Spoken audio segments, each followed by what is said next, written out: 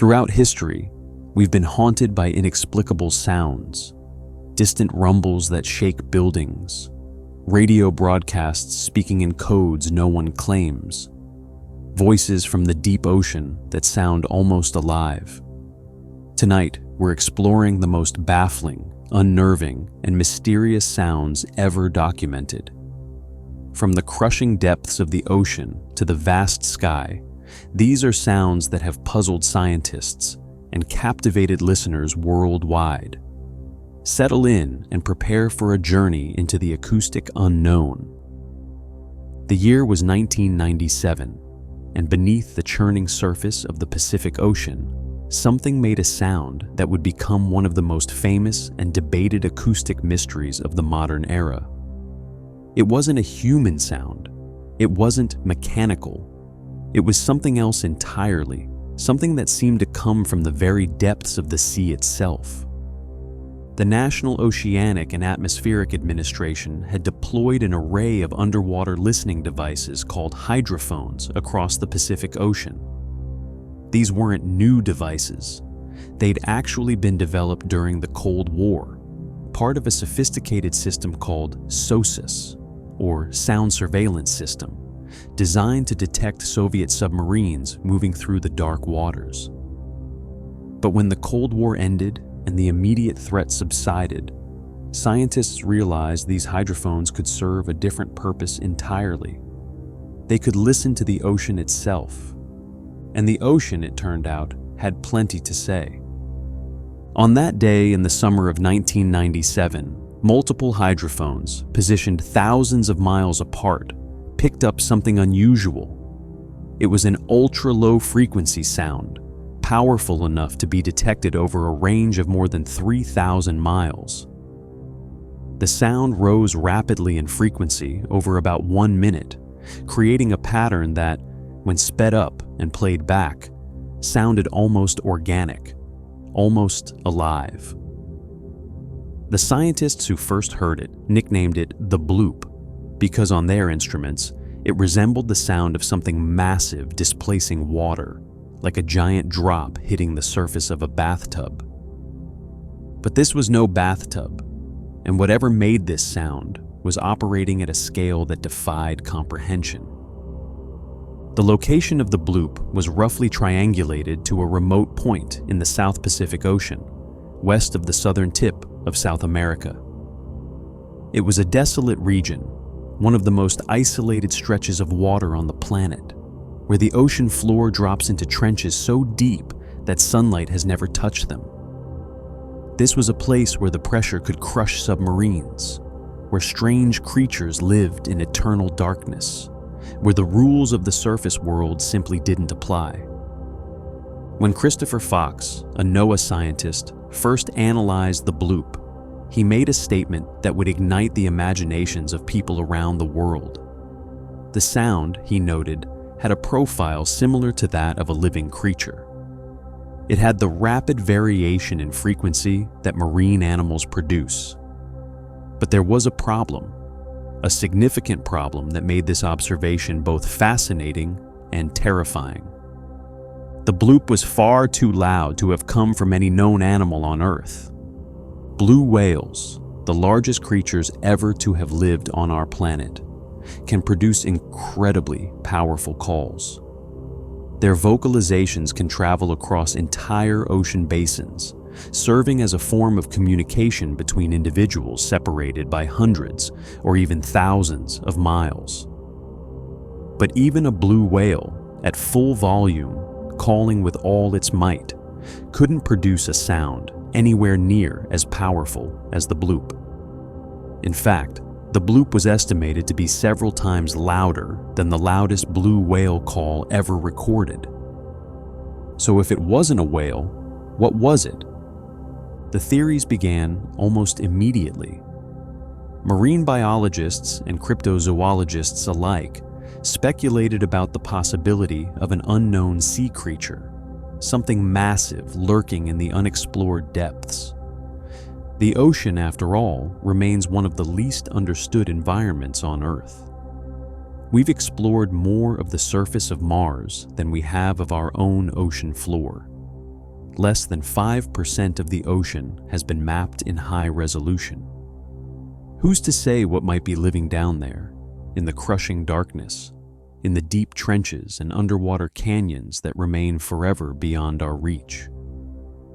Some suggested it could be a giant squid, a creature that had long existed in sailors' legends before finally being confirmed to exist in the early 2000s. These elusive animals can grow to enormous sizes, and while they've been photographed and even filmed in recent years, they remain mysterious, spending most of their lives in the deep ocean where studying them is nearly impossible. Could a sound come from such a creature? Could it be something even larger, something we've never seen? Others went further, suggesting the bloop might be evidence of a truly massive creature, something straight out of ancient mythology. The legends of sea serpents and leviathans have existed in every seafaring culture throughout history. Could these old stories have a basis in reality? Could there be something down there, something so large that it had managed to avoid detection despite all our modern technology? The idea was tantalizing, terrifying, and captured the public imagination in a way that few scientific mysteries ever have. The bloop became a sensation, discussed on forums, featured in documentaries, referenced in video games and movies.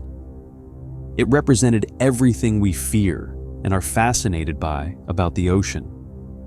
The unknown made real, captured on tape, undeniable. But as scientists continued to study the bloop, analyzing its characteristics and comparing it to other sounds recorded by the hydrophone array, a different explanation began to emerge. Between 2005 and 2010, NOAA researchers deployed additional hydrophones closer to Antarctica. They were studying seismic activity and volcanic events, but in the process, they began recording other sounds that had similar characteristics to the bloop.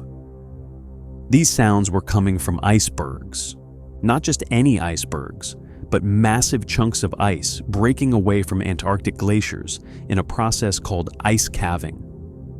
When these enormous ice structures fracture and separate, when they scrape along the ocean floor or collide with underwater mountains, they produce sounds of incredible power. The sound waves travel through the water at high speed, and because water is such an excellent conductor of sound, these acoustic events can be detected thousands of miles away. The characteristics matched: the frequency pattern, the duration, the sheer power of the sound. All of it was consistent with what scientists now called an icequake, or cryoseism. When a glacier cracks, when millions of tons of ice suddenly shift and break apart, the sound that results is unlike anything else in nature. It's powerful, it's deep, and when sped up for human ears, it sounds eerily organic, almost biological. By 2012, NOAA had officially attributed the bloop to ice calving events. Christopher Fox stated in interviews that the source was most likely a large iceberg breaking away from an Antarctic glacier. The mystery, it seemed, was solved. But was it really? The truth is that while the ice calving explanation is scientifically sound and supported by evidence, it hasn't fully extinguished the speculation. Some still point out that the exact source of the bloop has never been definitively located. No one saw the iceberg in question. No one can say with absolute certainty that this specific sound, on this specific day, came from ice. The ocean keeps its secrets well, and in the absence of visual confirmation, doubt persists. And perhaps that's fitting, because the bloop represents something larger than just an unexplained sound. It represents the vast unknowns that still exist in our world, in an age where it feels like everything has been discovered, where satellite imagery can show us any place on Earth, where we can communicate instantly with someone on the other side of the globe. The ocean remains a reminder that mystery still exists. that there are places we cannot go, things we cannot see, and sounds we cannot fully explain. The bloop may have been ice, but it could have been something else. And in the dark, crushing depths of the Pacific Ocean, where pressure measures in tons per square inch and where sunlight has never penetrated, who's to say what else might be down there, waiting, watching, occasionally announcing its presence with a sound that travels across an entire ocean basin before fading back into silence. The ocean recorded the bloop once, in the summer of 1997. It hasn't recorded it again. Whatever made that sound, whether ice or something else entirely, has returned to silence. And perhaps that's the most unsettling part of all. From the depths of the ocean, we now turn our attention to the airwaves, to a sound that has been broadcasting continuously for more than 4 decades. A sound that has never stopped, never wavered, and has never been officially explained. It's known by different names, different call signs, but to most people who have encountered it, it's simply called the buzzer. If you have a shortwave radio, you can hear it right now. Tune to the frequency 4,625 kilohertz, and you'll pick it up, that monotonous, repetitive, buzzing tone, occurring roughly 25 times per minute, 24 hours a day, 7 days a week, without pause, without explanation. It sounds mechanical, harsh, almost aggressive in its persistence. Buzz, pause, over and over, endlessly emanating from somewhere in Russia. The station is officially designated UVB-76, though that designation is actually a mistake, a mistranscription of its original call sign, UVB-76. But the name is stuck, and it's become one of the most famous and enigmatic radio broadcasts in the world. The buzzer, as it's affectionately known, has been broadcasting since at least the late 1970s or early 80s, making it one of the longest-running unexplained phenomena in modern history. What makes the buzzer so fascinating isn't just the sound itself, though that's certainly eerie enough. It's what occasionally interrupts the sound. Every few days, sometimes weeks, the buzzing stops, and in its place, a voice emerges, usually male, sometimes female, speaking in Russian. The voice reads out what appears to be coded messages, strings of numbers, Russian names, random words, call signs. These voice transmissions are brief, lasting only a few seconds or minutes at most, and they follow strict formats. Sometimes it's a message in what enthusiasts call the monolith format, consisting of call signs read twice, followed by a message. Sometimes it's other formats with different structures. But the content remains cryptic, incomprehensible to anyone without the key to decode them. The existence of the buzzer raises immediate questions. Who operates it? Why has it been broadcasting for so long? What do those coded messages mean? And perhaps most intriguingly, why does no one officially acknowledge its existence? Tracking down the source of the buzzer has proven difficult, but not impossible. Through triangulation and signal analysis, shortwave radio enthusiasts have traced the transmission to several locations in Russia over the years. For a long time, it was believed to be broadcasting from a military base near Povarovo, about 25 miles northwest of Moscow. The location made sense. It was close to the capital, it was a known military installation, and it had the infrastructure needed to support a powerful radio transmitter. In 2011, a group of urban explorers decided to investigate. They traveled to Povarovo, found the suspected location, and discovered an abandoned military base. The buildings were deteriorating, windows were broken, equipment was rusting away. But inside, among the debris and decay, they found something significant: a radio log record confirming the operation of a transmitter at the frequency 4,625 kilohertz. The buzzer had been here, but by the time they arrived, it was gone. The station had moved. Somewhere around 2010, the transmission location changed, and the call sign switched from UVB-76 to MDZHB. The buzzer was now broadcasting from a different site, believed to be in either the Leningrad region or near Moscow, at facilities belonging to Russia's communication hubs. The exact location remains uncertain, and that uncertainty is deliberate. Whatever the buzzer is, whoever operates it, they don't want to be found. So, what is it? The most widely accepted theory, and the one that makes the most sense given the evidence, is that the buzzer is a numbers station, a type of shortwave radio broadcast used by intelligence agencies to communicate with operatives in the field. The concept is simple but brilliant. Broadcast coded messages over publicly accessible radio frequencies.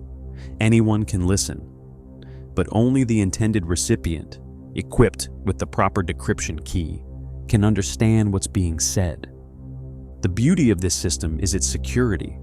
There's no digital trail, no server logs, no metadata to be hacked or subpoenaed. The operative simply needs a shortwave radio, something that's readily available and unremarkable. They tune to the designated frequency at the designated time, they listen to the message, they decode it using their one-time pad, a cipher key that's used only once and then destroyed, and then they act on the instructions.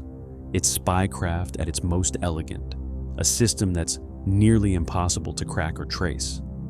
But if the buzzer is a number station, why does it buzz constantly? Most number stations only broadcast when they have messages to send. They're silent the rest of the time, conserving power and reducing the risk of detection. The buzzer's constant transmission seems wasteful, even conspicuous. That's where another theory comes in, one that's darker and more unsettling. Some researchers believe the buzzer might be connected to what's known as the dead hand system, officially called perimeter. This was a Soviet-era doomsday device, a fail-safe mechanism designed to ensure that if the Soviet Union was destroyed in a nuclear attack, it could still launch a devastating counterstrike. The system was automated, designed to detect signs of nuclear war, such as seismic activity, radiation spikes, and the loss of communication with leadership. If the system concluded that the country had been attacked and that human leadership was unable to respond, it would automatically launch nuclear missiles. The theory suggests that the buzzer might be a component of this system, a heartbeat signal that constantly broadcasts to indicate that everything is normal. If the signal were to stop, if the buzzing suddenly went silent, it would be interpreted as a sign that something catastrophic had occurred, potentially triggering automated responses. It's a chilling thought, the idea that this monotonous buzzing might be all that stands between the world and nuclear annihilation. There's some evidence to support this theory. On June 5th, 2010, the buzzer did something it had never done before. It went silent. For approximately 24 hours, the frequency that had been buzzing for decades suddenly carried nothing but static. Radio enthusiasts around the world noticed immediately. Forums exploded with speculation. Had something happened? Was this a malfunction? Or was it something more sinister? Then, the next morning, on June 6th, the buzzing resumed as if nothing had happened. No explanation was given. No official statement was made. The buzzer simply came back, and life continued. But for those 24 hours, some people watched the news nervously, wondering if they were about to witness the end of the world. More recently, the buzzer's activity has increased dramatically. During the lead-up to Russia's invasion of Ukraine in 2022, the station broadcast an unusual number of voice messages. On December 11, 2024, it transmitted 24 messages in a single day, the most verbose broadcast in its recorded history. The messages included seemingly nonsensical words like azbuka, meaning alphabet, nanaika, referring to the Nanai people, and billiard, meaning billiards. What these words mean, what instructions they convey, remains unknown to everyone except the intended recipients. The increased activity during times of geopolitical tension suggests that whatever the buzzer's purpose, it's connected to Russian military operations. It's not just a relic of the Cold War. It's an active tool being used right now in our time for purposes we can only guess at. Some have suggested that the buzzer is simply used for routine military communications, helping coordinate units spread across Russia's vast territory. Others believe it's still being used to communicate with intelligence operatives abroad, sleeper agents embedded in foreign countries, waiting for their orders to come through that distinctive buzzing and those coded Russian voices. Whatever the truth, the buzzer remains one of the most accessible mysteries in the world. You don't need special equipment to experience it. Anyone with a shortwave radio or access to an online software-defined radio can tune in right now and hear it. That buzzing, that relentless tone, is happening at this very moment, broadcasting from somewhere in Russia, carrying out a purpose that only a select few understand.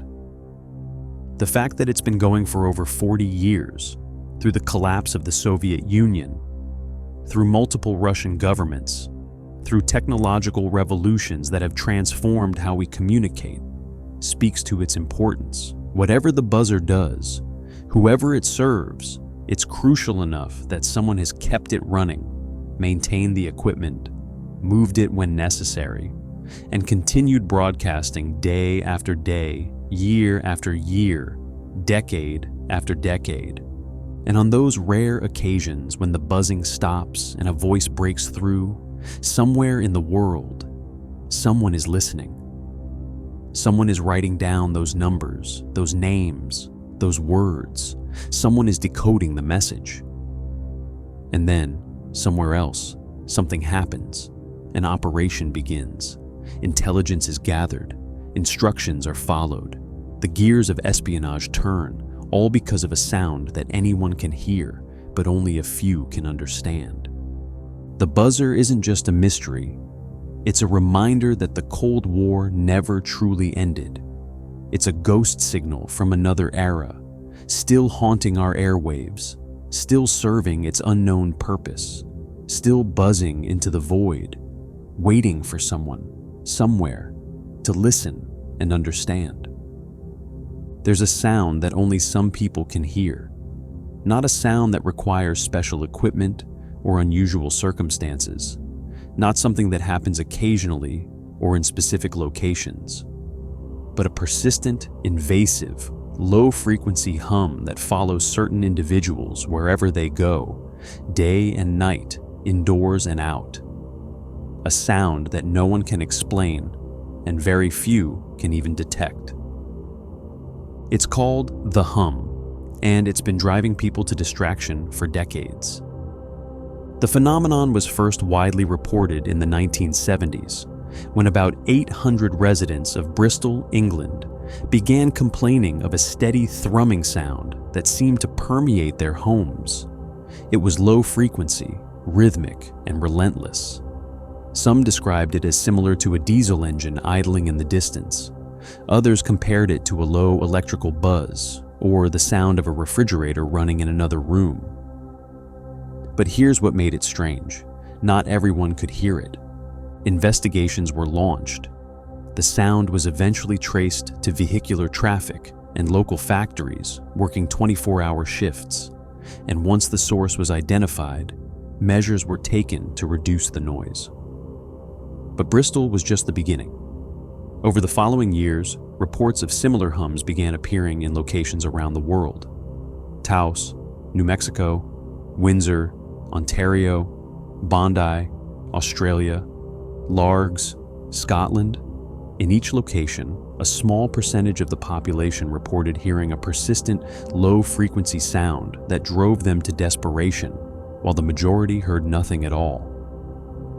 The most famous of these is probably the Taos Hum, which began in the spring of 1991.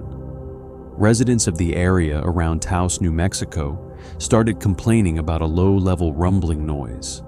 It was subtle but constant, and those who could hear it found it maddening.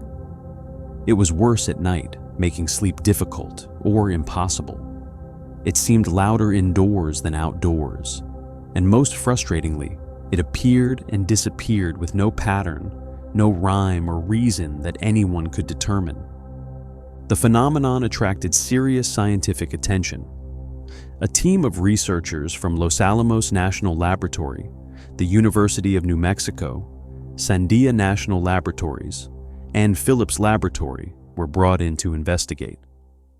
They deployed highly sensitive sound equipment in the homes of people who reported hearing the hum. They measured acoustic, seismic, and electromagnetic energy.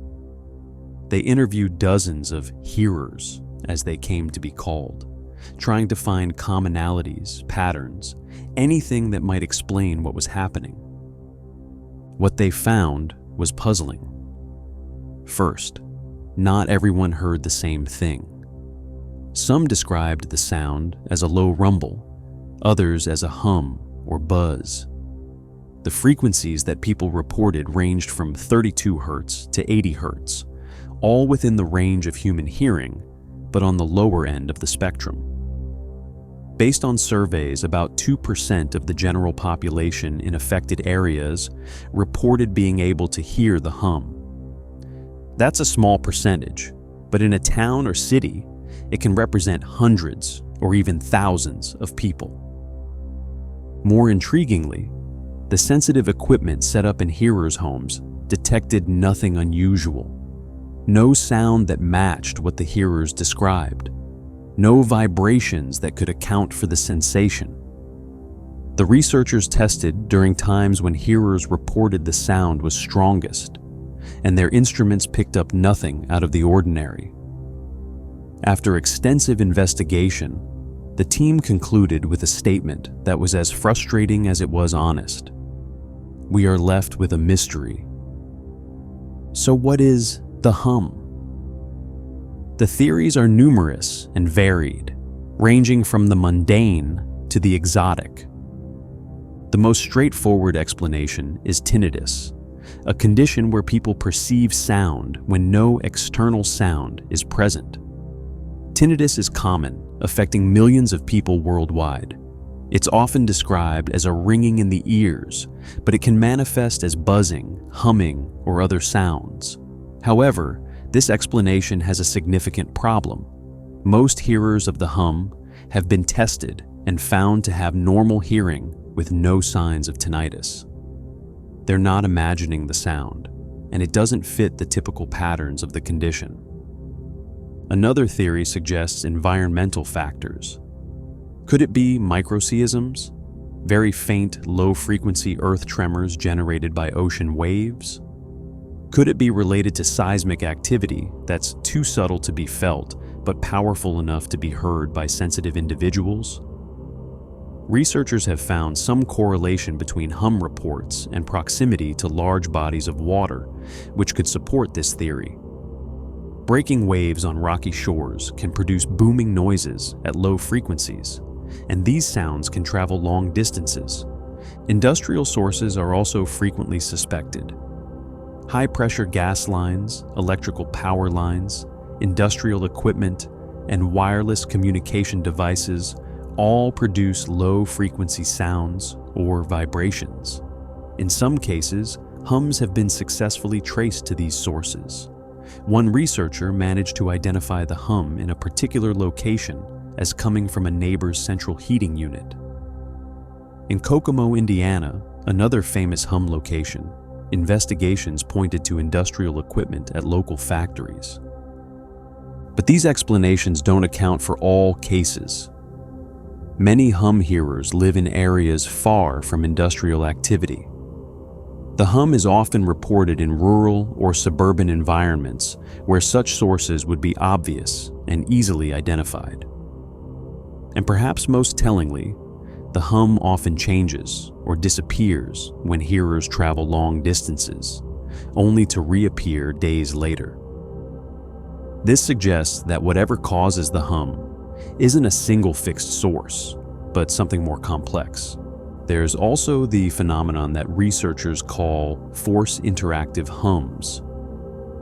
Some hearers report that they can stop or alter the hum by moving their head in certain ways. Others report that the hum changes when they're in different locations or after long-distance air travel. One common report is that hearers experience a time lag of 2 to 3 days after flying before their hum reappears. This suggests a potential biological component, something internal rather than external. Could it be that some people are sensitive to electromagnetic fields? Studies have shown that certain biological cells can detect magnetic fields, and there's growing evidence that human brains may have some sensitivity to electromagnetic radiation. Power lines, cell towers, and other modern infrastructure generate electromagnetic fields constantly. Could some people be hearing or perceiving these fields in a way that manifests as a sound? Or could it be something even more fundamental about human auditory perception? Some researchers have suggested that the hum might be related to spontaneous otoacoustic emissions, sounds generated by the ear itself. Between 38 and 60% of adults with normal hearing produce these sounds, though most are unaware of them. Could the hum be a rare manifestation of this phenomenon, amplified or made more noticeable in certain individuals under certain conditions? For the hearers themselves, the academic debate is less important than the very real suffering the phenomenon causes. Katie Jacques, a retiree from Leeds, England, described it to the BBC as a kind of torture. Sometimes you just want to scream. She explained that it's worst at night, making it nearly impossible to fall asleep. You're tossing and turning, and you get more and more agitated about it. This is the consistent testimony from hearers around the world. The sound itself might not be loud, might not even be particularly unpleasant in isolation, but its persistence is maddening. It never stops. There's no escape from it. You can't turn it off or tune it out. It follows you from room to room, from house to car, invading every quiet moment, making true silence impossible. Some hearers resort to white noise machines, running fans, or playing music constantly, anything to mask the hum with other sounds. Others have moved to different locations, hoping to escape it, only to find that, after a few days, the hum returns. A few have sought cognitive behavioral therapy, learning techniques to cope with the stress and anxiety the hum produces. But these are management strategies, not solutions. The hum itself remains unexplained and undefeated. Windsor, Ontario became another major hum hotspot in late 2011. Residents began reporting a low, droning vibration, sometimes loud enough to be irritating and occasionally strong enough to rattle windows.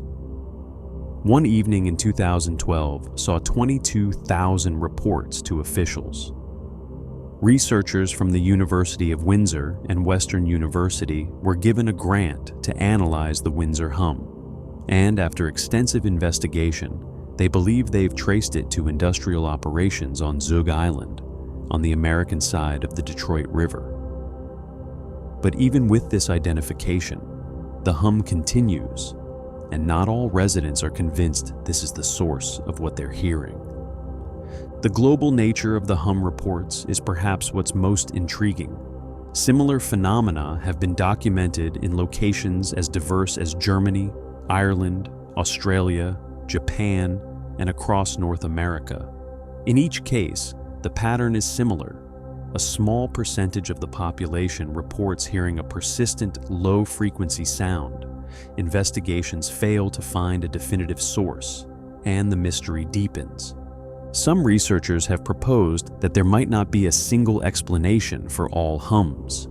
Perhaps in Bristol, it was traffic and factories. In Kokomo, it was industrial equipment. In Taos, it might be seismic or atmospheric phenomena. In Windsor, it could be Zug Island. And in other locations, it might be electromagnetic sensitivity or biological factors unique to the hearers themselves. The hum might not be one mystery, but many, each with its own local explanation, all presenting with similar symptoms.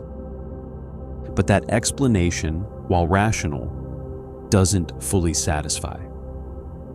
Because there's something about the hum reports that transcends local causes. The consistency of the descriptions, the 2% figure that appears again and again, the time lag after air travel, the way it's worse at night and indoors.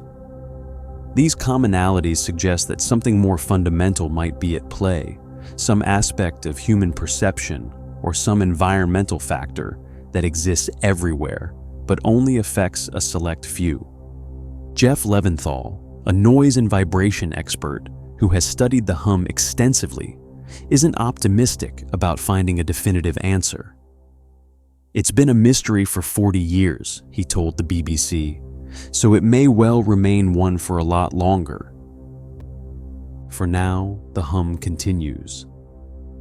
Somewhere in quiet neighborhoods around the world, people are lying awake, listening to a sound that no one else can hear, wondering if they're going mad, searching for answers that might never come. And the rest of us, the majority who hear nothing, can only imagine what that's like. To be haunted by a sound that refuses to be silent, refuses to be explained, refuses to let you rest." Deep in the Pacific Ocean, there's a sound that has been described as the loneliest in the world. It's not loud, it's not aggressive or threatening. It's simply a whale song, a call sent out into the vast blue wilderness, repeating again and again, year after year, without ever receiving a response. This is the story of the 52 Hertz Whale, and it's a mystery wrapped in heartbreak. The sound was first detected in 1989 by researchers from the Woods Hole Oceanographic Institution. They were using the SOSUS hydrophone array, the same system that would later detect the Bloop, to study whale migration patterns and communication. What they heard was unusual: a whale call at a frequency of 52 hertz. Now, to understand why this is significant, you need to know a bit about how whales communicate. Blue whales, the largest animals ever to exist on Earth, typically vocalize between 15 and 20 hertz, with dominant frequencies between 16 and 28 hertz. Fin whales call at around 20 hertz. These are very low frequencies, well below the range of normal human hearing, infrasound that travels incredible distances through the ocean. Whales use these calls to communicate across hundreds or even thousands of miles, finding mates, coordinating movements, maintaining social bonds across vast stretches of open water. But 52 hertz is different. It's higher than any known whale species that follows similar migration patterns. It's not wildly different, not so high that it enters an entirely different range, but different enough that it stands out. Distinctive enough that researchers could identify it immediately. Unique enough that in all the years they've been listening, they've never heard another whale calling at quite this frequency. The call pattern itself resembles whale communication. It has the structure, the duration, the modulation that you'd expect from a baleen whale, particularly a blue or fin whale, but that frequency, that 52 hertz tone, makes it unique. William Watkins, the scientist who first identified the sound, began tracking this whale monitoring its movements across the Pacific Ocean. What he found was both fascinating and deeply melancholy. The whale followed migration patterns similar to blue and fin whales, traveling from the waters off central California up to the Aleutian Islands near Alaska and back again, a journey of thousands of miles. Year after year, the researchers could track this individual whale by its distinctive call. And year after year, that call went unanswered. No other whale responded. No other whale joined it. No similar call was ever detected traveling alongside it. The whale seemed to be completely alone, calling out into an ocean full of whales that couldn't or wouldn't respond. The 52 Hertz whale quickly gained a nickname, the loneliest whale in the world. It captured the public imagination in a way that few marine biology stories ever do. Here was a creature, massive and magnificent, traversing one of the largest oceans on the planet, essentially speaking a language that no one else understood. It was calling for connection, for companionship, for others of its kind, and receiving only silence in return. Artists, musicians, and writers latched onto the story. Songs were written about the whale, poems were composed, a Twitter account was created, posting melancholic updates with hashtags like #lonely and #sadlife. The Korean pop sensation BTS referenced the whale in their music. The story resonated because it felt universal. Who hasn't felt isolated? Who hasn't felt like they're speaking but not being heard? The 52 Hertz whale became a symbol for loneliness itself, a living metaphor for the pain of being unable to connect. But was the whale truly alone? That question has sparked considerable scientific debate. Some researchers argue that the whale can likely be heard and understood by other whales, even if they don't respond in kind. Christopher Clark, director of the Bioacoustics Research Program at Cornell University, points out that blue whales, fin whales, and humpback whales all have the ability to hear sounds at 52 Hertz. Blue whales, fin whales, and humpback whales. All these whales can hear this guy, Clark explained in an interview. They're not deaf, he's just odd. Clark suggests that whales in different regions have different dialects, much like human languages have regional variations. The 52 Hertz whale might not be speaking an entirely different language, just speaking with an unusual accent or tone. The other whales can probably understand it, they just find it strange, different enough that they don't engage with it the same way they would with a more typical whale call. This interpretation is less romantic, but perhaps more hopeful. It suggests the whale isn't completely isolated, just different. It can hear other whales, and they can hear it. There might be some level of communication happening, just not the deep social bonding that comes with finding others who sound exactly like you. And there's also the question of what species this whale actually is. The leading theory is that it's a hybrid, possibly the offspring of a blue whale and a fin whale. Hybridization between these species does occur, though it's rare. A hybrid might have vocal characteristics that don't match either parent species perfectly, resulting in that unusual 52 Hertz frequency. If this is the case, the whale's difference isn't a malformation or disability, but simply the result of its mixed heritage. Adding another layer to the mystery, in 2010, acoustic sensors off the coast of California detected what appeared to be another 52 Hertz whale call. This one in a different location. At the same time, the original whale was being tracked elsewhere. This raised the tantalizing possibility that there might be more than one of these unusual whales, that perhaps the original whale wasn't alone after all. However, this second detection was brief and hasn't been consistently confirmed in the years since. It could have been the same whale, it could have been a different individual, or it could have been an acoustic anomaly. Without more data, it's impossible to say for certain.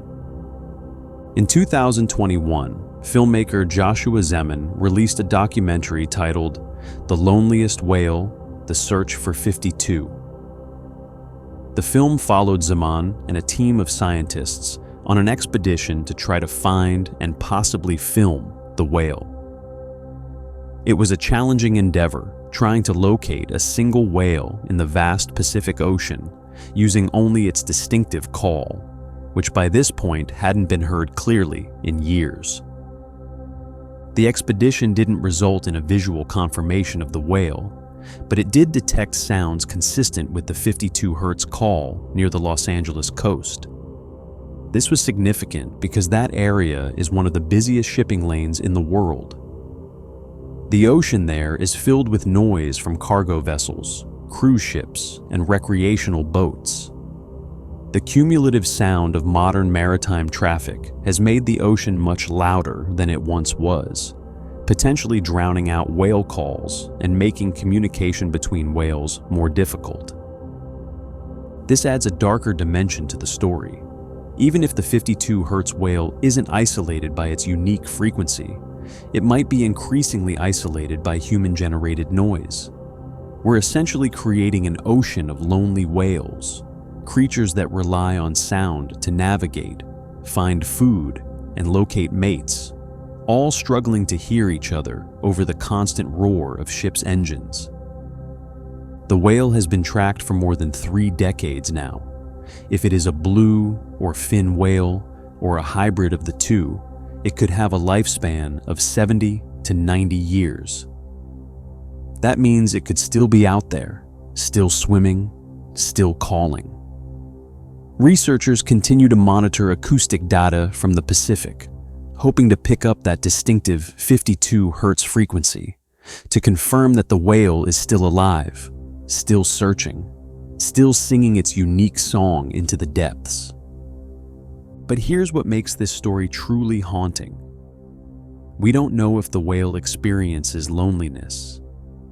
We're projecting human emotions onto a creature that perceives the world in ways we can barely imagine. Whales process sound differently than we do. Their brains are structured differently. Their social needs might be radically different from ours. The 52 Hertz whale might be perfectly content, might not feel isolated at all, might not even register the difference between itself and other whales in the way we assume. Or it might feel exactly what we think it feels. It might spend its life calling out, hoping for a response that matches its voice, yearning for connection with others like itself. We'll never know. We can't ask the whale how it feels. We can only listen to its song, that steady 52 Hertz tone echoing through the ocean, and wonder. The story of the 52 Hertz whale is ultimately a mirror. We see in it what we need to see. For some, it's a story about acceptance, about being different and finding your own way. For others, it's about the profound isolation that can exist even in a crowded world. For still others, it's a cautionary tale about how we're changing the ocean environment and potentially harming creatures we barely understand. What we know for certain is this. Somewhere in the Pacific Ocean, a sound has been traveling through the water for decades. A unique voice calling out, carrying across vast distances, penetrating the darkness of the deep. Whether that sound represents loneliness or simply difference, whether it goes unheard or merely unanswered, it continues. The whale, if it's still alive, is still out there, still swimming, still singing. And perhaps that's enough. Perhaps the song itself, regardless of who hears it or how it's received, is what matters. A voice refusing to be silenced, insisting on being heard, claiming its place in the vast acoustic landscape of the ocean. The loneliest whale, or perhaps the most persistent, the most isolated, or perhaps the most determined. A mystery that resonates not because we understand it, but because we feel it somewhere deep in our own experience of calling out into darkness and hoping, always hoping, for someone to answer. From the sounds of the ocean and the airwaves, we now turn our attention skyward to a phenomenon that has baffled residents and researchers alike for over 2 centuries. These are sounds that seem to come from nowhere and everywhere at once. Explosive booms that rattle windows and shake the ground, yet leave no visible evidence of their source. They're called Skyquakes, and they remain one of the most widespread, unexplained phenomena in the world. The earliest documented report of Skyquakes dates back to 1811, during a massive 7.2 magnitude earthquake in New Madrid, Missouri. Witnesses described hearing powerful sounds reminiscent of cannon fire accompanying the tremors. These weren't just the rumbling you'd expect from an earthquake. They were sharp, distinct, explosive sounds that seemed to come from the sky itself. Similar occurrences were noted in Charleston, South Carolina, where a 7.3 magnitude earthquake in 1886 was followed by recurring rumbles and detonations for several weeks. But here's where it gets interesting. Skyquakes don't always coincide with earthquakes. In fact, they often occur in areas with no seismic activity whatsoever. Near Seneca Lake in upstate New York, residents have reported unexplained booming sounds for generations. These became so well known that they earned their own name, the Seneca Guns. The author James Fenimore Cooper, who wrote The Last of the Mohicans, was so intrigued by these sounds that he penned a short story about them in 1850 called The Lake Gun.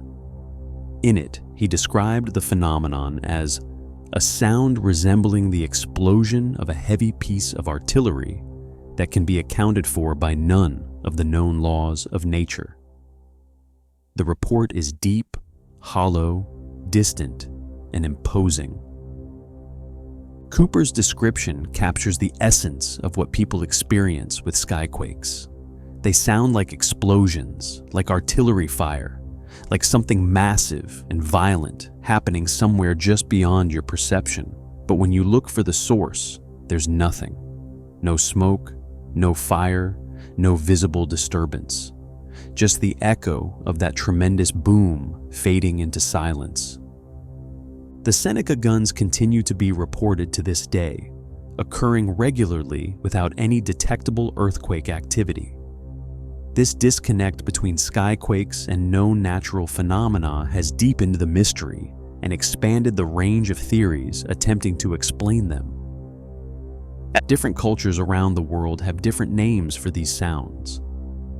In Bangladesh, they're called Barisal Guns, after the region where loud, unexplained noises emanated throughout the 19th century. In Japan, they're known as uminari, which translates to cries from the sea.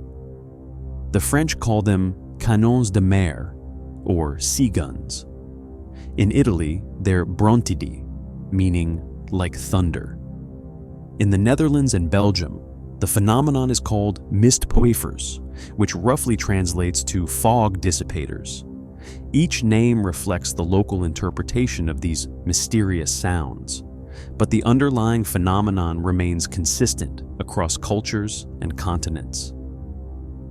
Skyquakes have been reported in at least 12 different countries around the globe. They occur in coastal areas and landlocked regions alike. They happen near large bodies of water and in the middle of deserts. They've been documented in densely populated cities and remote wilderness areas. Their geographic diversity makes identifying a single cause extremely difficult. So, what are the theories? One of the most examined hypotheses involves bolides, meteors that explode upon entering Earth's atmosphere. When a meteor reaches the atmosphere at high velocity, it experiences tremendous friction and pressure. If it explodes or breaks apart, it can create a sonic boom similar to an aircraft breaking the sound barrier. This could account for some skyquakes, particularly those that occur as single isolated events. However, this theory has problems. Meteors large enough to create sounds audible on the ground are relatively rare. They would also typically leave visible evidence, either a bright flash in the sky or debris reaching the ground. Skyquakes often occur in areas where no such evidence is found. Moreover, skyquakes in certain locations occur repeatedly, sometimes multiple times per year, which would be extremely unusual for meteor impacts. Another theory focuses on atmospheric phenomena.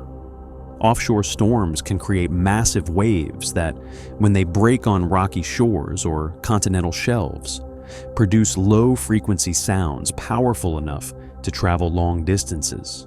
Under specific atmospheric conditions, these sounds can be amplified and directed inland, creating the impression of a nearby explosion when the source is actually far away. Eli Bird, a researcher at the University of North Carolina, suggests that particular atmospheric conditions can create ducting effects, channels in the atmosphere that allow sound waves to travel much farther than they normally would. This could explain why skyquakes sometimes occur when the immediate area is calm and clear.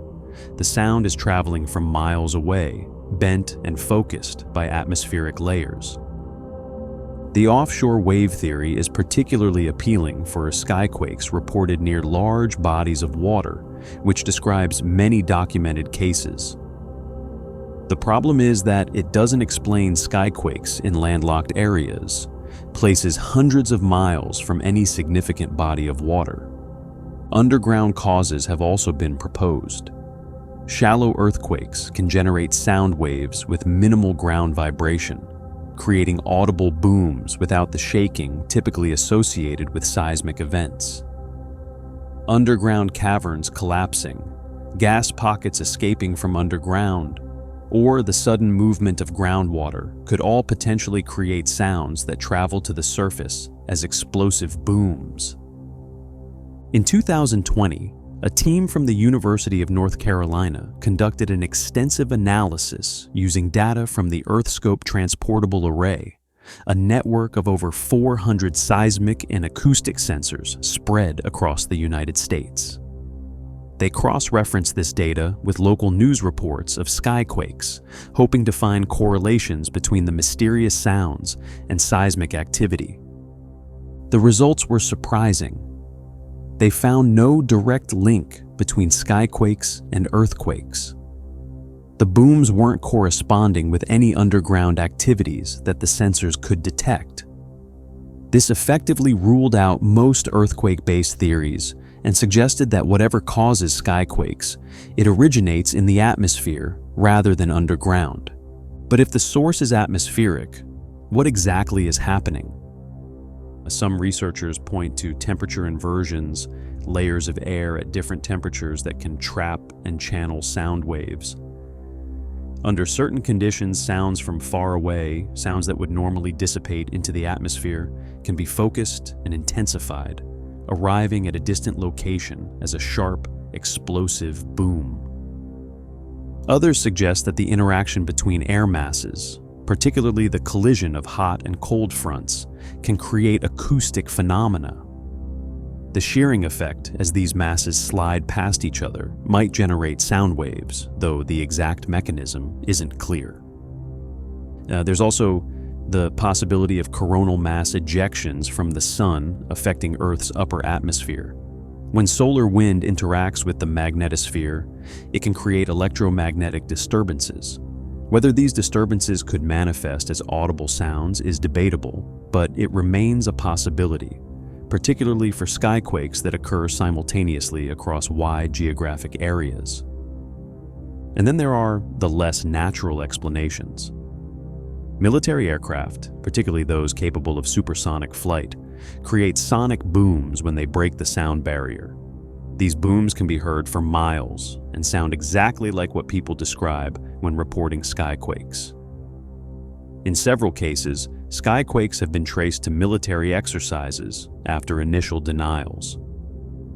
In San Diego in 2017, mysterious booms were reported along the coastline, rattling windows and alarming residents. Initially, the Navy denied any involvement. Later, a Navy spokesman admitted that several jets had gone supersonic in the area, causing the booms. Similar incidents have occurred in other locations near military bases or training areas.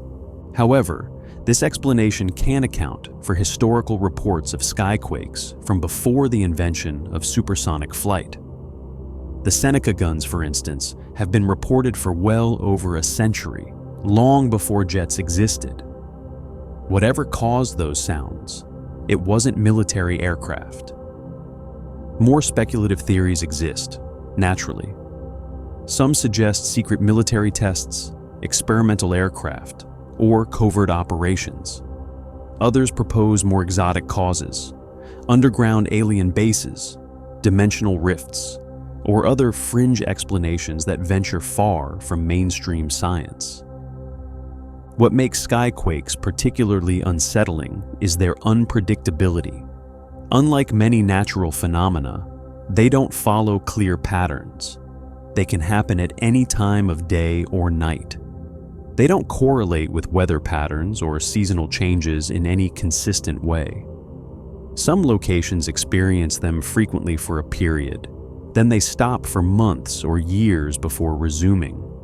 This randomness makes them difficult to study and impossible to predict. For the people who experience them, skyquakes are more than just a scientific curiosity. They're genuinely frightening. Imagine sitting in your home, everything quiet and normal, when suddenly there's an explosive boom that shakes your walls and rattles your windows. Your first thought might be an attack, an explosion, a disaster. You rush outside to see what happened, but there's nothing. No smoke, no fire, no emergency vehicles. Your neighbors are looking around just as confused as you are. And then, nothing.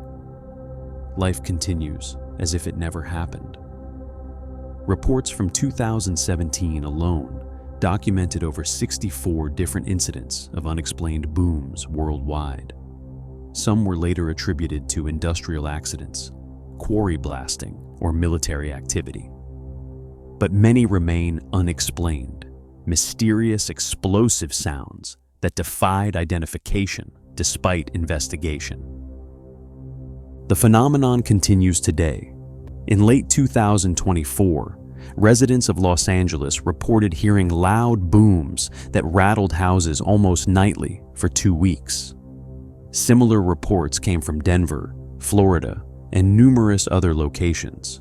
In each case, local authorities investigated, theories were proposed, but definitive explanations remained elusive. The likelihood is that skyquakes don't have a single cause. Different events in different locations probably have different explanations. Some might be meteors, others atmospheric phenomena, still others military activity or industrial accidents. The challenge is determining which explanation applies to which event, and that often proves impossible without clear evidence.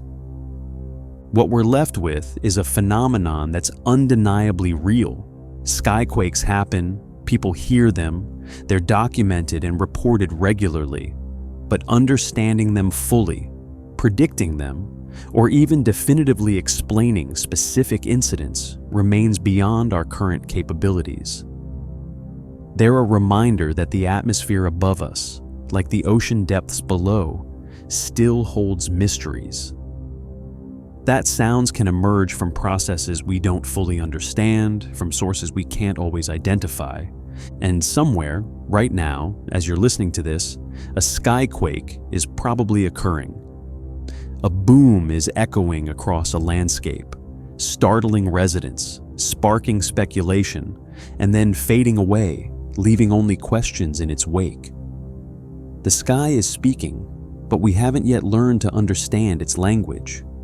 The ocean, as we've already discovered, is full of mysterious sounds.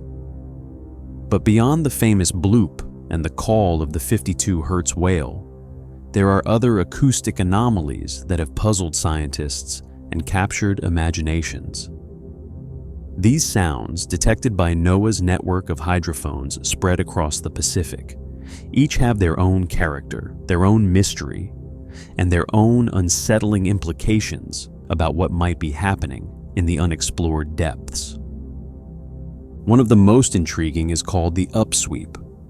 Unlike the sudden, dramatic quality of the bloop, the Upsweep is persistent, seasonal, and ongoing. It was already present when NOAA's Pacific Marine Environmental Laboratory began recording its sound surveillance system in August 1991, and it's still being detected today, more than 3 decades later.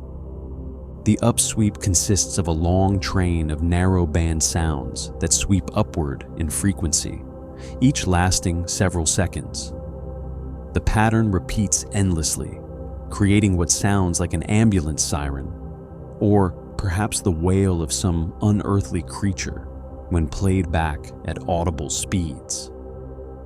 The sound is powerful enough to be recorded throughout the Pacific Ocean, its source level high enough that hydrophones thousands of miles apart can pick it up. What makes the upsweep particularly mysterious is its seasonal variation. The sound generally reaches peaks in spring and autumn, then diminishes during summer and winter. This seasonal pattern suggests a natural source, something connected to environmental or oceanic cycles. But what? The suspected location of the upsweep is somewhere around 54 degrees south latitude and 140 degrees west longitude, a region between New Zealand and South America. This places it near an area of known volcanic activity. The leading theory is that the upsweep originates from underwater volcanic processes, perhaps from a series of vents or an active underwater volcano that becomes more active during certain times of the year. Volcanic activity can produce powerful, low-frequency sounds. As magma moves through channels in the Earth's crust, as hot water and gases are released from vents, as the rocks crack and shift under immense pressure, sounds are generated.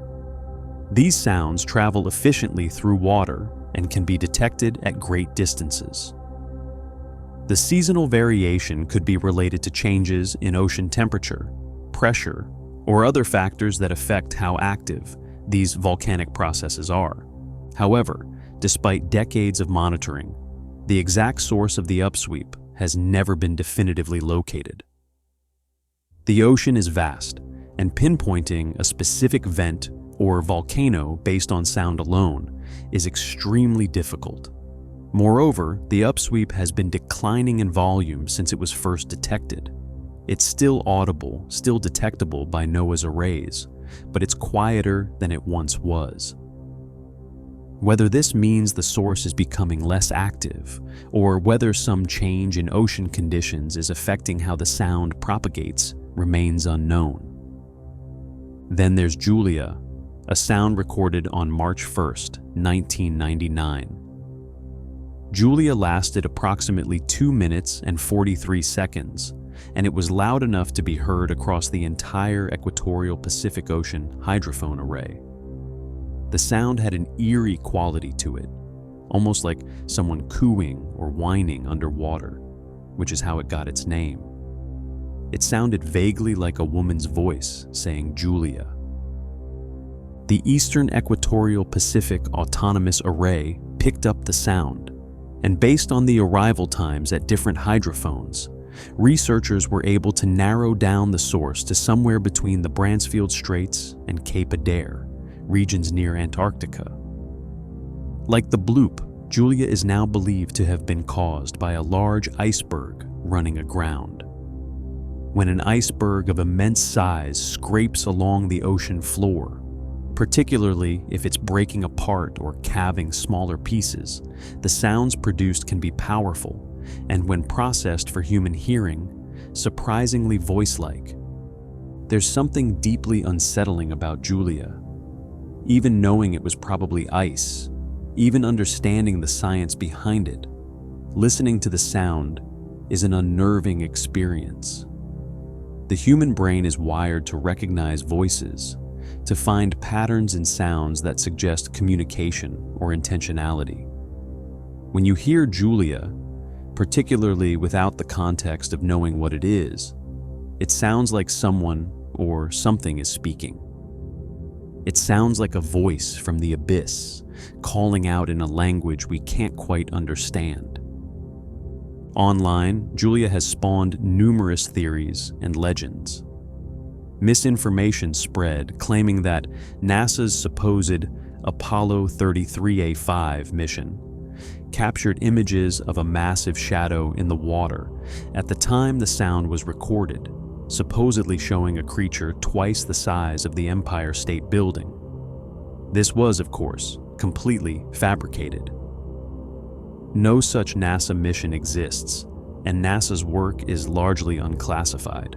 But the legend persists, fed by the undeniably eerie quality of the sound itself. Another sound, recorded on May 19, 1997, was named Slow Down because of its distinctive characteristic. The frequency of the sound slowly decreased over approximately 7 minutes. It was detected by hydrophones in the equatorial Pacific and was of sufficient amplitude to be heard by multiple sensors nearly 2,000 kilometers apart. Slowdown has also been attributed to ice, specifically a large iceberg becoming grounded. As the iceberg's keel scrapes along the ocean floor, as its momentum slowly decreases and it grinds to a ponderous stop, the sound it produces descends in frequency, creating that characteristic slow down effect. The source is believed to be off the west coast of South America or near Antarctica, though, like many of these sounds, the exact location has never been confirmed. Some theorists have suggested alternative explanations for slowdown, including the possibility of a giant squid or other large marine creature. The descending frequency could, in theory, be explained by a creature producing a call as it dives deeper into the ocean, with the changing water pressure affecting the sound. However, no known marine creature is large enough or produces sounds powerful enough to account for what was recorded. The ice explanation remains the most scientifically credible. Then there's a sound called the train, recorded on March 5th, 1997. It's named exactly what you'd expect. It sounds like the rumble and squeal of train wheels against tracks. The train is a steady hum that rises to a quasi-steady frequency and was likely generated by an iceberg in the Ross Sea, near Cape Adare in Antarctica. The sound is thought to be an iceberg dragging its keel along the ocean floor, creating that characteristic metallic scraping sound. Another mysterious sound, called the whistle, was recorded on July 7, 1997. The whistle was only picked up by a single hydrophone, which makes it unique among these ocean sounds, and also makes it impossible to triangulate its source. A single detection could mean the source was nearby, or it could mean the sound traveled a great distance and happened to align with only one sensor. Without multiple detections, researchers can't determine where it came from, or even necessarily what caused it. The whistle sounds like a kettle of boiling water, a sharp, high-pitched tone that rises and falls. NOAA scientists believe it might be similar to volcanogenic sounds previously recorded in the Mariana Volcanic Arc, suggesting an underwater volcanic origin. But without more data, without multiple hydrophones detecting it and allowing for triangulation, the whistle remains largely unexplained. What all of these sounds have in common is that they remind us how sonically alien the ocean is. Sound behaves differently in water than in air. It travels faster, farther, and carries differently. Low-frequency sounds can propagate across entire ocean basins, bending around underwater mountains, reflecting off the ocean surface and floor, creating complex acoustic environments that we're only beginning to understand. The hydrophone arrays that detected these sounds were never intended for scientific research. They were military assets designed to track submarines during the Cold War. It's only through their partial declassification and conversion to scientific use that we've been able to eavesdrop on the ocean's acoustic landscape. And what we've heard is astonishing. We've discovered that the ocean is incredibly noisy. Whales sing their complex songs, dolphins click and whistle, fish grunt and croak, shrimp snap their claws creating sounds like tiny gunshots, and icebergs groan and crack as they calve and drift. Underwater volcanic vents hiss and boom. Seismic activity rumbles through the ocean floor. Even the sound of rain hitting the surface creates a distinctive acoustic signature that can be detected by underwater microphones. But among all this natural ocean noise, among all the sounds that we can identify and explain, there are still anomalies. There are still sounds that appear once or occasionally that don't fit patterns we recognize, that might be ice or might be something else entirely. And here's the uncomfortable truth. We've only just begun listening. The hydrophone arrays that detected these sounds cover a tiny fraction of the world's oceans. There are vast stretches of the Pacific, the Atlantic, the Indian Ocean where no hydrophones exist, where sounds could be occurring constantly and we'd never know. The Southern Ocean around Antarctica, where many of these mysterious sounds seem to originate, is one of the most inhospitable and least studied regions on Earth. What else is down there? What other sounds are occurring that we're not detecting? What processes are happening in the deep ocean, in underwater caves, in abyssal trenches, that produce acoustic phenomena we've never encountered? The ocean covers more than 70% of our planet's surface. It contains 97% of Earth's water. Its deepest point, the Mariana Trench, descends nearly 11,000 meters below sea level. At those depths, the pressure is more than 1,000 times what it is at sea level, enough to crush most human-made objects. It's a world of eternal darkness, of extreme pressure, of cold and alien life forms that seem more suited to another planet than our own. And in that world, sounds are constantly being produced. Creatures are calling to each other in frequencies we can barely detect. Geological processes are rumbling and groaning as the Earth's crust shifts and moves. Ice is breaking and drifting, creating acoustic events of tremendous power.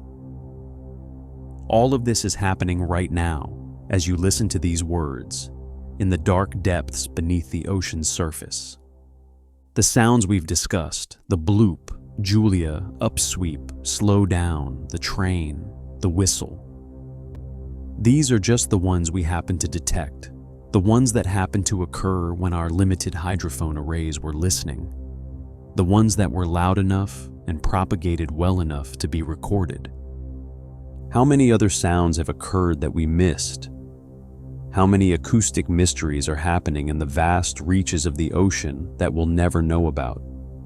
The thought is both humbling and exhilarating. Despite all our technology, despite all our scientific progress, the ocean remains largely unexplored, largely unknown, still capable of surprising us with sounds that defy immediate explanation. We've mapped the surface of Mars. We've sent probes to the outer edges of our solar system. We've detected gravitational waves and imaged black holes. But the ocean floor, right here on our own planet, remains more mysterious and less accessible than the surface of the moon. And in that mystery, in that darkness, sounds continue to echo, carrying messages we're only beginning to learn how to hear. From the natural world, we turn now to something decidedly human, yet no less mysterious. If you were to tune a shortwave radio to certain frequencies, particularly in the band between 3 and 30 megahertz, and if you listened patiently, you might encounter something strange. A voice reading numbers, just numbers, spoken in monotone, sometimes by a real person, sometimes by a computer-generated voice. 5 digits at a time, repeated in groups, with no explanation, no context, no apparent purpose. These are called number stations, and they've been broadcasting for over a century, operating in the shadows of the radio spectrum, acknowledged by no government, explained by no official source, yet undeniably real and still active today. The first number stations appeared during World War I, in the earliest days of radio broadcasting. Back then, radio was a new technology, a way to communicate across vast distances without wires, without infrastructure, without any physical connection between sender and receiver. It was immediately obvious that radio would be valuable for military communications, but it was equally obvious that radio had a significant vulnerability. Anyone with a receiver could listen to your transmissions. The solution was encryption.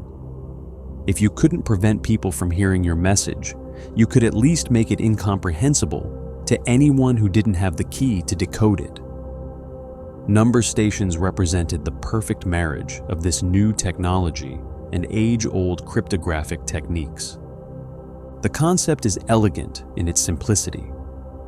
An intelligence agency broadcasts encrypted messages over shortwave radio.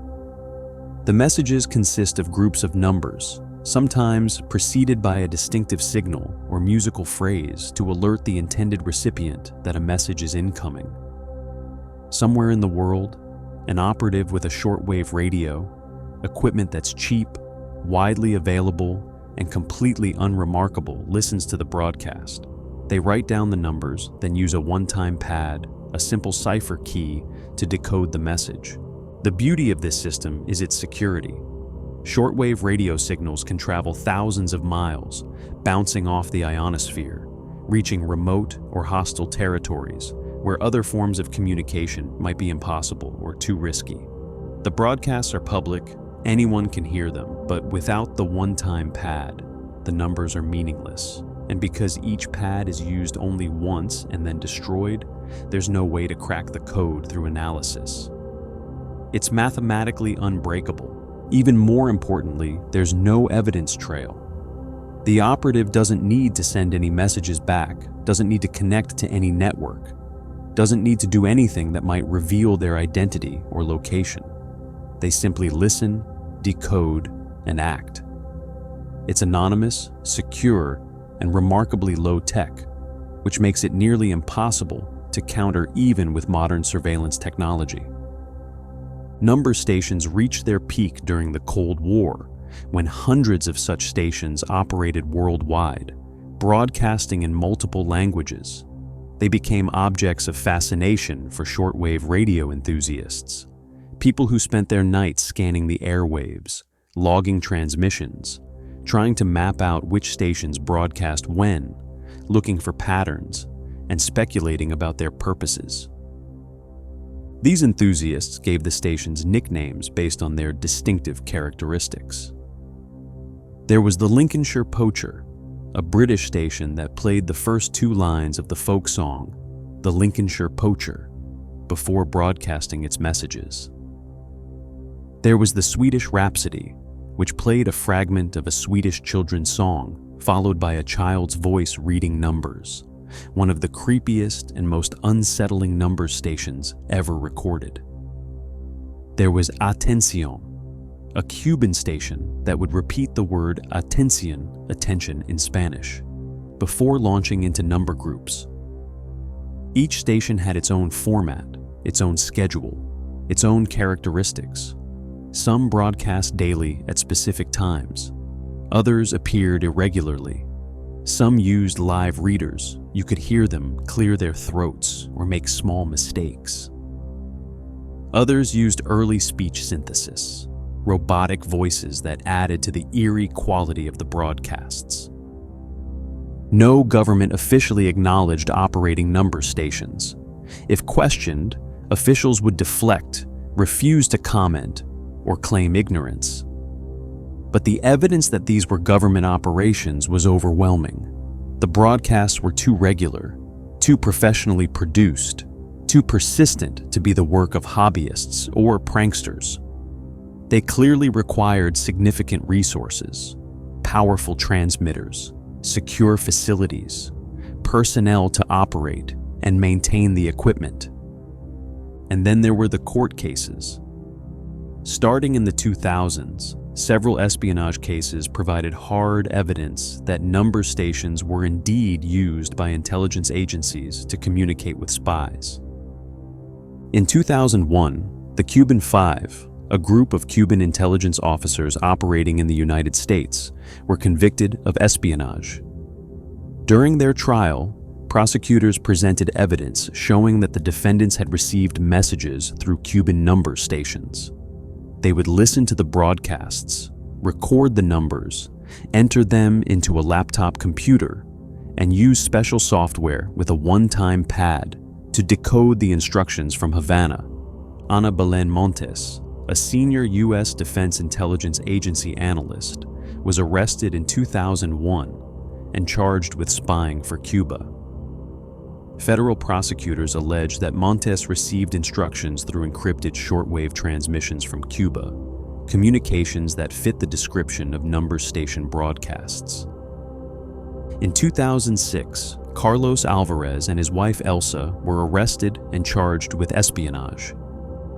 Court documents stated that the defendants would receive assignments via shortwave radio transmissions, essentially confirming that number stations were being used to direct their activities. Perhaps most dramatically, in 2010, the FBI broke up a Russian spy ring operating in the United States, the so-called Illegals program. Among the evidence seized were communications received via number stations, coded messages from Russian intelligence directing the operatives' activities. These cases removed any doubt. Number stations weren't just a curiosity for radio hobbyists or a paranoid fantasy. They were real, active intelligence tools being used by multiple countries to communicate with their agents abroad. But number stations aren't just a Cold War relic. They're still operating. Right now, at this very moment, number stations are broadcasting. Russia continues to operate multiple stations, believed to be controlled by the SVR, Russia's Foreign Intelligence Service, and the GRU, military intelligence. Cuba operates stations that broadcast toward the United States. Other countries, including Poland, Ukraine, and Egypt, are believed to maintain their own number stations. North Korea provides a particularly interesting case. The country had stopped its number station broadcasts in 2000, but in July 2016, after a hiatus of 16 years, they resumed. The broadcast came directly from Radio Pyongyang, North Korea's state radio station, disguised as mathematics or physics problems for distant university students. The intended recipients were indicated by songs played before the transmission and identification numbers given at the start of the message. The resumed broadcasts were widely interpreted as psychological warfare, a way to unnerve South Korea and demonstrate North Korea's ongoing intelligence operations. The content of these broadcasts remains largely unknown. Occasionally, court cases or defectors provide glimpses into what the messages contain. In the Cuban Five case, one decoded message read, "Congratulate all the female comrades for International Day of the Woman, a mundane reminder that even spy communications can be routine and bureaucratic." But most messages remain secrets, known only to the agents who received them and the handlers who sent them. For shortwave enthusiasts, number stations represent a strange hobby. You can listen to them, record them, log them, track their schedules, and discuss them online. Websites like the Number Stations Research and Information Center maintain extensive databases of stations, their frequencies, their schedules, and their characteristics. Enthusiasts share recordings, analyze changes in broadcast patterns, and speculate about what the messages might mean. There's something deeply unsettling about listening to a number station. The mechanical voice, the seemingly random numbers, the knowledge that you're overhearing something secret, something that might be directing dangerous operations somewhere in the world. All of it combines to create an experience that's both fascinating and unnerving. The Conet Project, a collection of number station recordings compiled in the late 1990s, brought these sounds to a wider audience. The collection was released on CD and later made available online, preserving hours of these mysterious broadcasts. Artists and musicians have sampled number station recordings, incorporating them into songs and soundtracks, attracted by their otherworldly, unsettling quality. Number stations have appeared in popular culture as well. They've featured in movies like Vanilla Sky, video games like Call of Duty Black Ops, and television series like Lost and The Americans. They represent a perfect symbol of the hidden world of espionage, communication happening in plain sight, secret messages traveling through the air, surrounding us constantly, even though most people never notice them.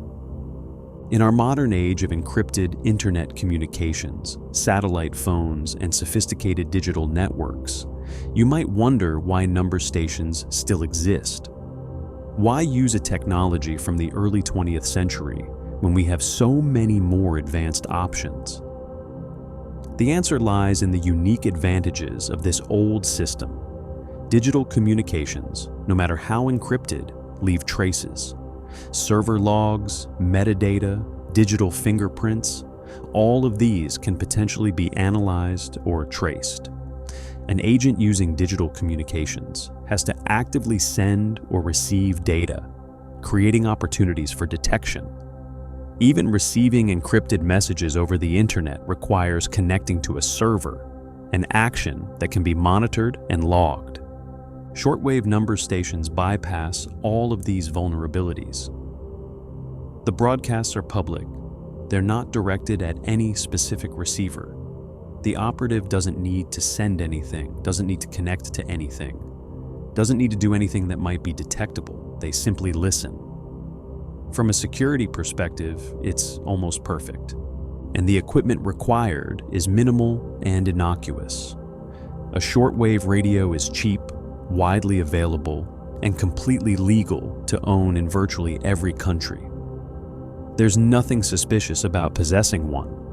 An operative can listen to the broadcasts just like any other radio enthusiast. Write down some numbers just like any other shortwave hobbyist, and no one would have any reason to suspect they're receiving intelligence briefings.